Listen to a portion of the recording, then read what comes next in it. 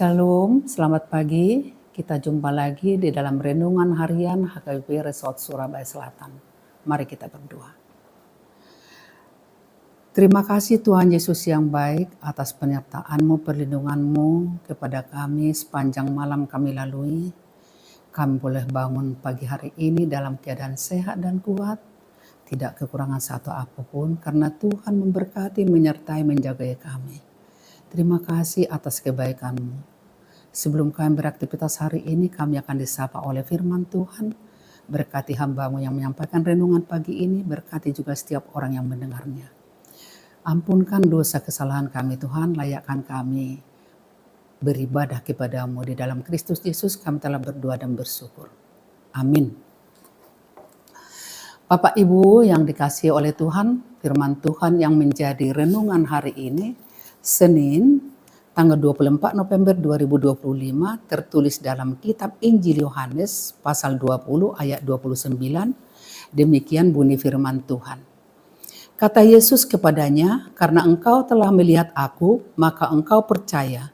Berbahagialah mereka yang tidak melihat namun percaya.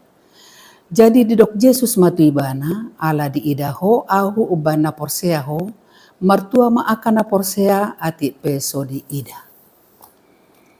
Pada saat murid-murid Yesus berjumpa dengan Yesus, Thomas tidak ada di sana. Lalu murid-murid mengatakan kepada Thomas, kami sudah berjumpa dengan Tuhan. Namun Thomas berkata, saya tidak percaya sebelum saya melihat bekas paku yang ada di dalam tangan Tuhan dan juga di lambung Yesus. 8 hari setelah kejadian itu, Yesus datang di tengah-tengah mereka pada saat mereka berkumpul dan pintu tertutup semuanya. Tapi Yesus boleh masuk ke dalam. Lalu Yesus berkata kepada Thomas, lihatlah bekas luka yang ada di dalam tanganku dan di lambungku. Lalu Thomas melihat dan dia berkata, ya Tuhanku dan Allahku. Nats ini mau mengatakan kepada kita agar iman kita tidak percaya hanya melihat bentuk dan fisik. Thomas percaya akan kebangkitan Yesus setelah dia menjamah bekas luka di lambung dan di tangan Yesus.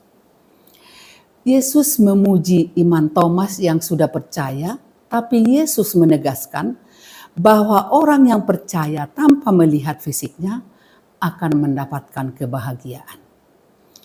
Ini juga yang menjadi tantangan bagi setiap kita. Sebagai orang percaya, kita tidak akan melihat fisik Yesus seperti yang dilihat murid-muridnya secara langsung. Tapi kita harus percaya bahwa Yesus yang sudah mati dan bangkit lalu naik ke surga adalah juru selamat kita. Karena iman adalah dasar dari segala sesuatu yang kita harapkan dan bukti dari segala sesuatu yang tidak kita lihat. Itu tertulis dalam kitab Ibrani pasal 11 ayat 1. Dalam kehidupan kita sehari-hari, kita sering ingin bukti atau tanda untuk percaya kepada Tuhan. Saat kita menghadapi pergumulan, sakit, penyakit, ekonomi yang sulit, kita sudah berdoa dengan sungguh-sungguh, memohon kekuatan dari Tuhan, tapi doa-doa kita tidak mendapat jawaban. Lalu kita bertanya, di manakah Tuhan? Bahkan kita berkata, Tuhan tidak ada dalam kehidupanku. Mari kita belajar percaya pada janji Tuhan, percaya bahwa Tuhan selalu ada untuk kita dalam situasi sesulit apapun. Dia tidak pernah meninggalkan kita. Percaya atas firman Tuhan yang ada di dalam Alkitab adalah dasar yang kokoh untuk pengharapan kita. Dengan berdoa, membaca firman Tuhan, merenungkan firman Tuhan, kita akan dimampukan melalui segala apapun yang kita hadapi dalam kehidupan kita. Karena kita yakin pertolongan Tuhan, topangan Tuhan, penyertaan Tuhan ada kepada setiap kita. Asal kita percaya dan yakin kepada Tuhan. Ketika kita percaya kepada Yesus tanpa melihat fisiknya, kita akan merasakan damai sejahtera dan kebahagiaan. Karena yang berbahagia adalah mereka yang tidak melihat namun percaya, seperti renungan kita hari ini. Selamat berkarya hari ini. Tuhan Yesus memberkati. Mari kita berdoa. Terima kasih Tuhan Yesus yang baik untuk sapaan firman-Mu pagi hari ini. Biarlah kami dapat merenungkan firman Tuhan, untuk kami boleh percaya dan yakin atas pertolongan Tuhan, atas kebangkitan Tuhan. Walaupun kami tidak melihat fisik Yesus dalam kehidupan kami, kami akan dapat percaya Yesus senantiasa menopang, menyertai, memberkati setiap kehidupan kami, dan kami tidak akan ditinggalkan. Terima kasih Tuhan Yesus, sertai kami hari ini dalam aktivitas kami. Biarlah aktivitas kami boleh menjadi kemuliaan bagi Bapa di surga dan menjadi berkat sukacita bagi setiap kami.